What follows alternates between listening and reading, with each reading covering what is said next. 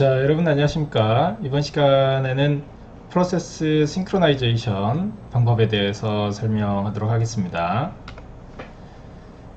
자, 프로세스 싱크로나이제이션은 지난 시간에 말씀드렸던 스케줄링, CPU 스케줄링 방식에 이어서 이 운영체제 과목에서 아주 중요하게 다루는 단원 중에 하나가 되겠습니다.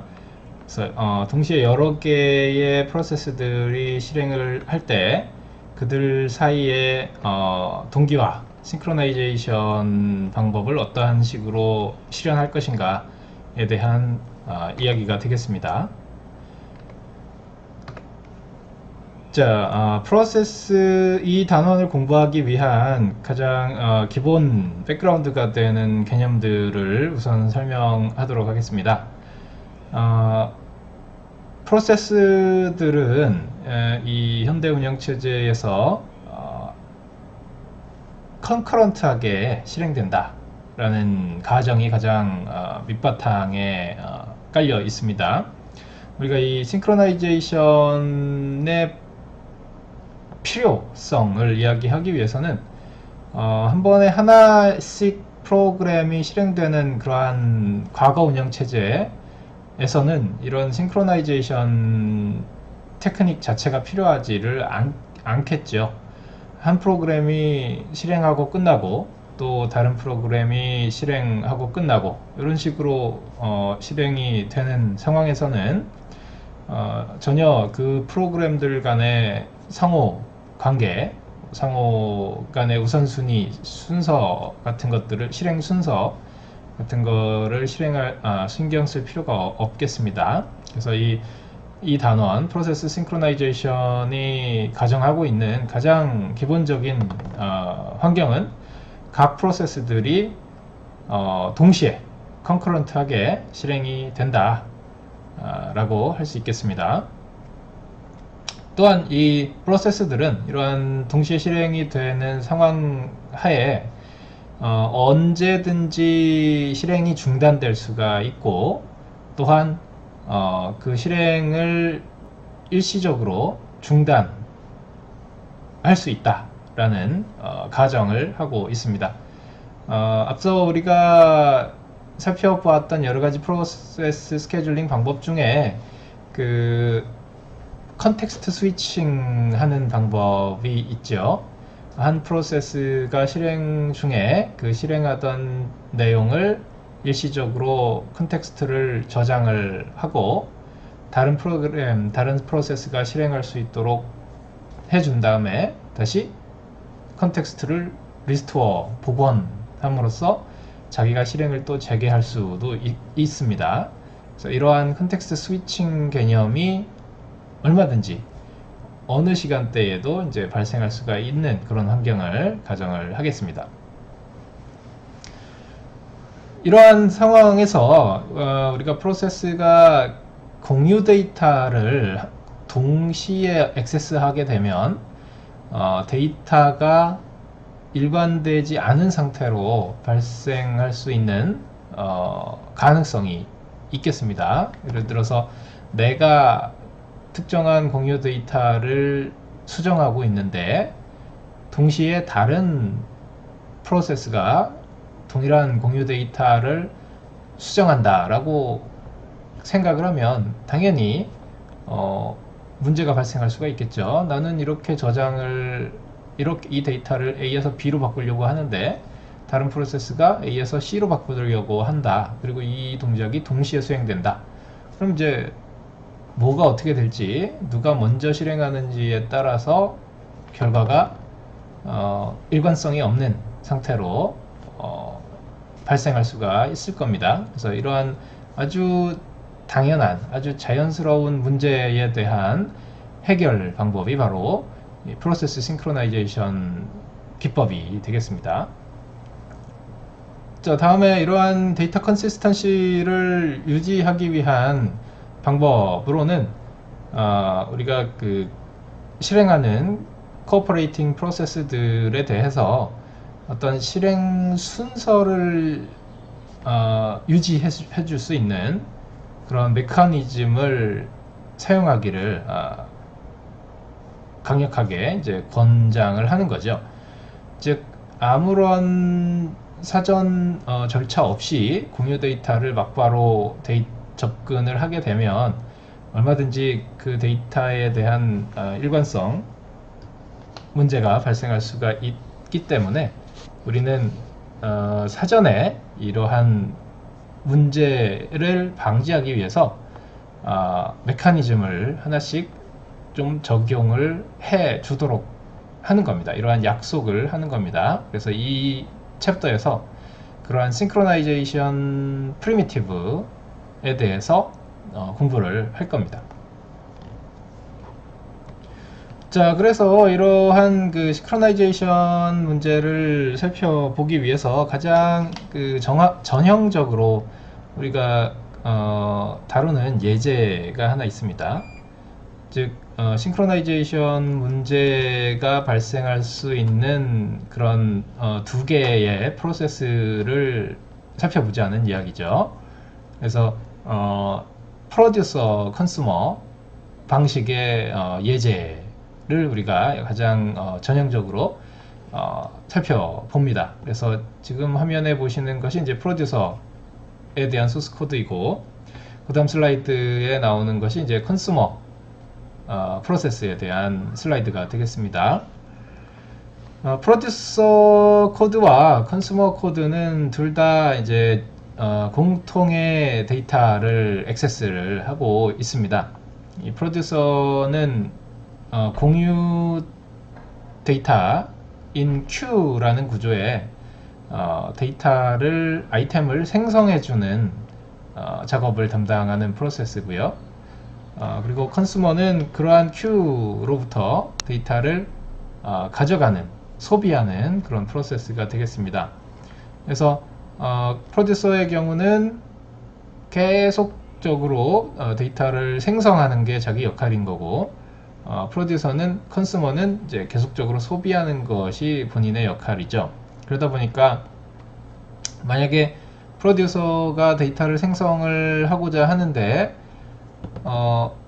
데이터를 쌓아 놓을 수 있는 큐 구조가 꽉 찼다 그러면 더 이상 데이터를 생성하지 못하게 해줘야 되겠지요. 그래서 그러한 코드가 이제 요 while문에 의해서 수행이 되는 겁니다. 카운터 값이 버퍼 사이즈와 동일하다 라면, 즉 버퍼 사이즈와 동일하다는 얘기는 다 꽉 찼다는 얘기죠. 카운터 값은 어차피 데이터를 생성할 때마다 일씩 증가하도록 할 것이기 때문에요. 그래서 이런 경우에는 이제 여기 무한 루프, 즉 세미콜론을 찍어 두었기 때문에 이 while 구문에서 계속적으로 반복을 하게 되는 것이죠. 그래서 다른 코드를 수행하지 못하게 프로듀서가 기다리도록 해주는 코드가 되겠습니다. 만약에 이렇게 프로듀서가 계속적으로 while 구문에서 반복을 하고 있으면 이제 컨슈머 프로세스가 데이터를 계속적으로 또 빼갈 거지 않습니까? 그러니까 프로듀서가 계속 이렇게 대기하다 보면 언젠가는 또 컨슈머 프로세스가 큐에서 데이터를 빼갈 거기 때문에 다시 이 조건, 카운터가 버퍼 사이즈와 같다라는 조건이 만족되지 않는 상황이 발생하겠죠. 그러면 다시 이제 이 while 전체의 프로듀서 코드가 실행이 돼서 버퍼에 또 새로운 데이터를 생성할 수가 있게 될 것입니다. 자, 그래서 이제 버퍼 사이즈 새로운 데이터를 생성을 하고 나면 버퍼의 in이라고 하는 인덱스가 가리키는 위치에다가 지금 생성한 데이터를 어사인을 하고요. 그리고 나서 그 in이라고 하는 위치를 1 증가시켜 주어야만 다음번에 이 프로듀서 프로세스가 생성한 데이터를 또 저장할 수가 있겠죠. 그래서 in 이라고 하는 인덱스를 1 증가시키는 과정에서 만약에 in 인덱스가 1 증가된 값이 전체 버퍼 사이즈보다 더 큰 값을 가지게 된다면 이 배열, 사실 이 q 구조는 배열의 형태로 서큘러 q 형태로 운영이 될 것이니까 배열의 인덱스를 벗어나게 되는 상황이 발생할 겁니다. 그래서 그러한 문제를 해결하기 위해서 끝에다가 이제 버퍼 사이즈로 모듈라 연산을 하도록 해 놨습니다. 그래서 in 인덱스가 1씩 증가하다가도 버퍼 사이즈, 즉 배열의 크기보다 더 벗어나는 값을 가지게 된다면 다시 0으로 모듈라 한 나머지 값을 가지니까 0으로 추기화가 돼서 다시 서큘러 q 형태로 인덱스가 증가하도록 조정을 해주는 동작이 되겠습니다. 자, 그래서 이렇게 이제 in 인덱스까지 저장을 했고, 이제 마지막으로 카운터라고 하는 값을 이제 1 증가시켜줘야겠죠. 우리가 카운터 값은 프로듀서에서는 1 증가시켜주고 반면에 컨슈머 코드에서는 1을 감소시켜주는 코드가 들어가 있습니다. 그래서 이 카운터 값은 프로듀서와 컨슈머가 한번 동작할 때마다 1씩 증가하거나 감소하게 됩니다. 따라서 카운터 값은 반드시 0에서 버퍼 사이즈 값보다는 작은 범위 내에서 이동을 하게 될 겁니다. 자, 이때 우리가 주목해야 되는 부분은 자, 컨슈머 프로세스의 소스 코드도 한번 더 추가적으로 보고 말씀을 드리도록 하겠습니다. 컨슈머에서는 반면에 우리가 좀 대기를 해줘야 될 상황이 어떤 상황이냐면, 소비를 해야 되는데 큐가 비어 있을 때는 소비를 할 수가 없겠죠. 그렇기 때문에 이 카운터 값이 0인 경우, 즉 큐 안에 들어있는 아이템의 값이 개수가 0인 경우에는 컨슈머 프로세스가 일단 좀 대기를 해줘야 될 겁니다. 소비해야 될 데이터가 없는 상황이니까요. 그래서 잠시 대기를 하다 보면 여기서 이제 계속 돌겠죠. 그러면 언젠가는 또 이 조금 전에 프로듀서 프로세스가 실행을 재개하면서 또 데이터를 막 넣어주게 될 겁니다. 따라서 이 컨슈머 프로세스는 그때서는 다시 이 while문을 빠져나와서 이 컨슈머 프로세스의 동작을 수행할 수가 있겠죠. 자, 이 컨슈머 프로세스의 동작이라고 한다면 버퍼 안에 들어있는, 큐 안에 들어있는 데이터를 가져와서 소비하는 동작이죠. 그래서 이 버퍼에서 가져올 데이터는 out이라고 하는 인덱스에 의해서 이제 지정이 될 겁니다. 따라서 이 out 인덱스도 당연히 배열의 array 인덱스가 배열의 범위 내에서 움직이게 되어야 할 것인데요.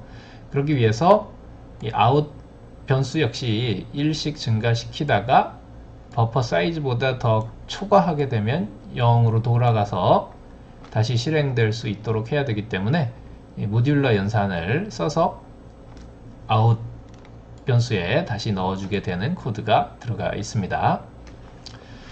자, 그래서 이제 프로듀서 코드와 컨슈머 코드에 대한 설명이 다 되었고요. 이제 우리가 주목을 해야 되는 것은 이 두 프로세스가 공유하고 있는 변수 중에 가장 중요한, 싱크로나이제이션 관점에서 가장 중요한 부분을 좀 살펴보고자 합니다.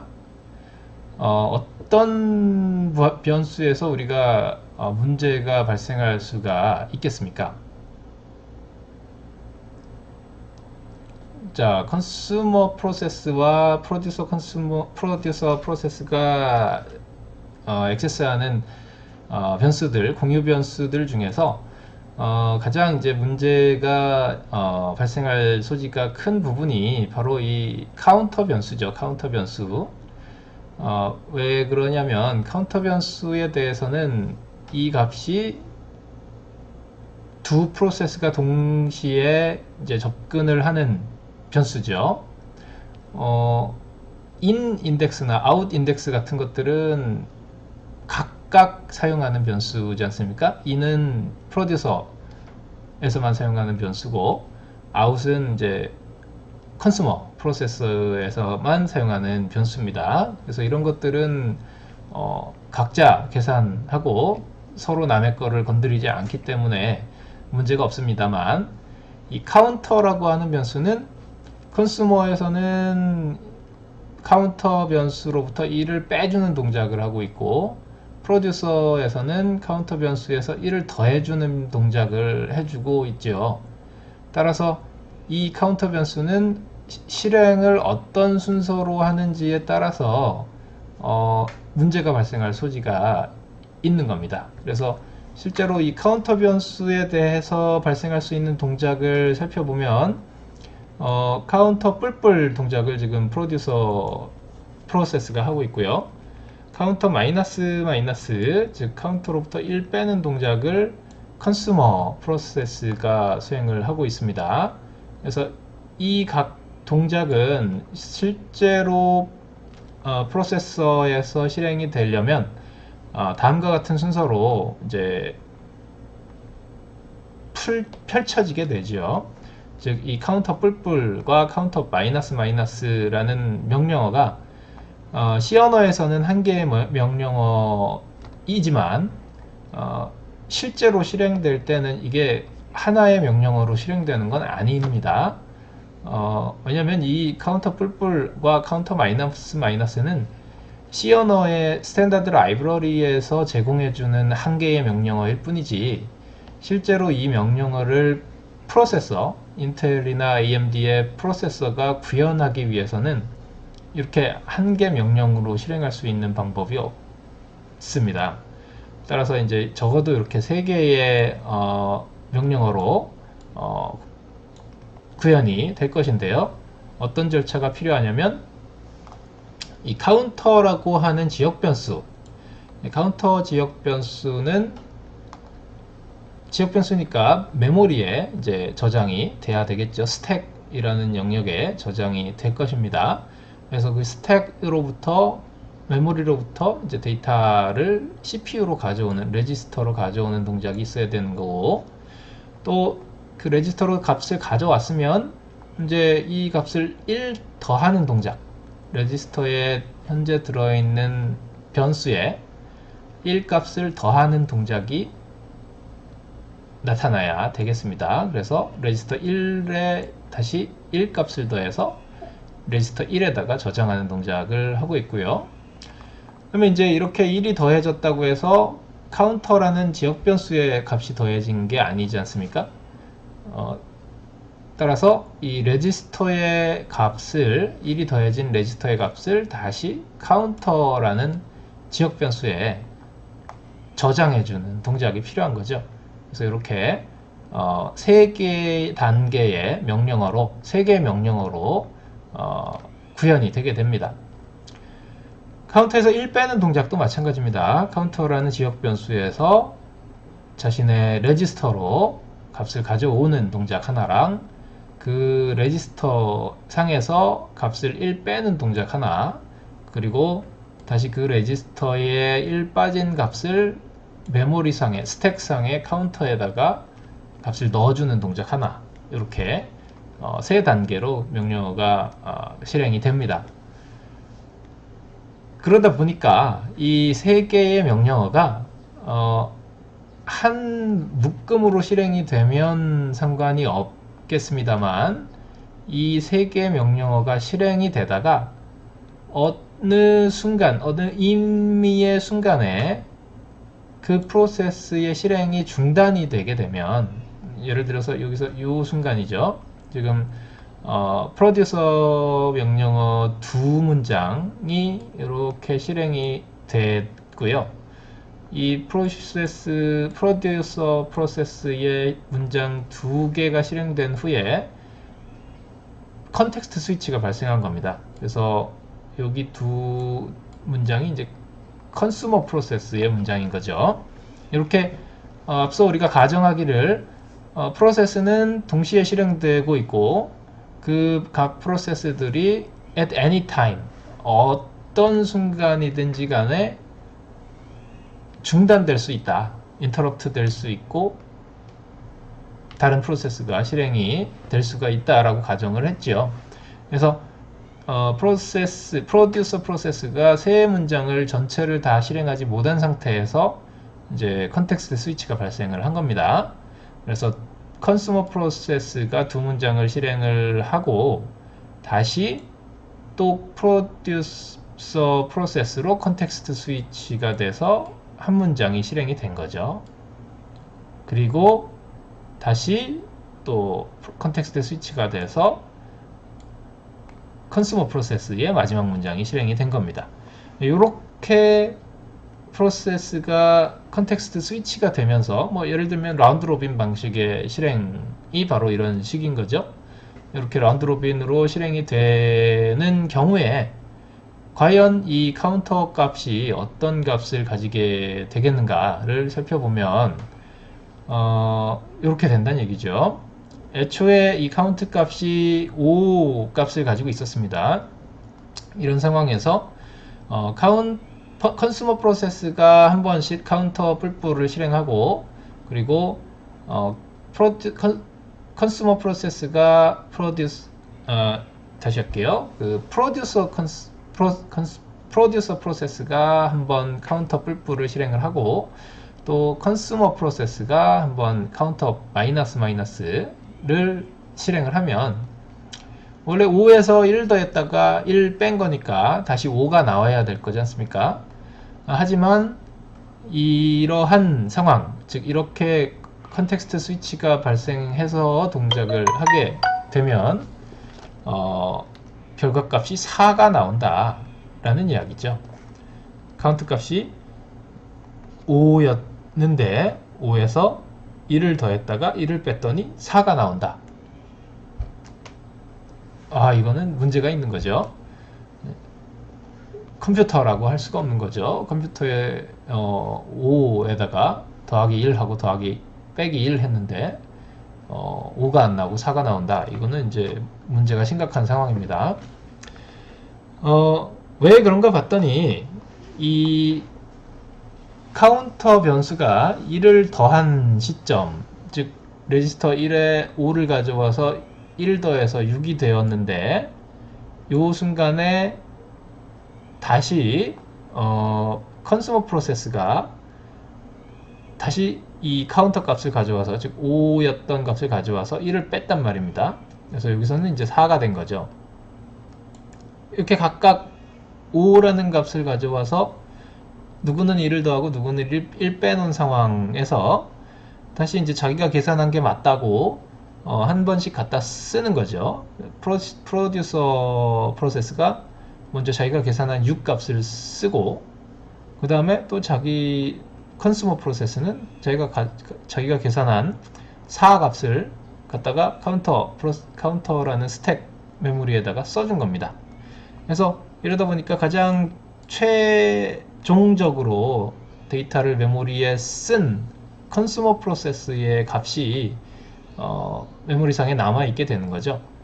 따라서 전혀 데이터가 컨시스턴트하지 않은 상황, 비일관성 있는 상황으로 이제 남게 된 겁니다. 그래서 이러한 상황을 우리가 이제 흔히 그 명령어의 실행 순서에 의해서 결과값이 달라지는 상황이라고 하기 때문에 이것을 우리가 이제 레이스 컨디션이라고 이야기를 합니다. 즉 지금 같은 순서로 실행했을 때는 결과값이 카운터 값이 4가 되지만 또 다른 순서로 실행을 하게 되면 이 결과값이 또 6이 될 수도 있습니다. 즉 마지막에 발생하는 요 P하고 C를 순서를 바꿔주게 되면 결과값이 6이 나옵니다. 이렇게 명령어의 실행 순서에 따라서 그 결과값이 차이가 나게 되는 이런 현상을 우리가 이제 레이스 컨디션이라고 이야기를 하고요. 이러한 레이스 컨디션 상황은 결코 그 바람직한 상황이 아닌 거죠.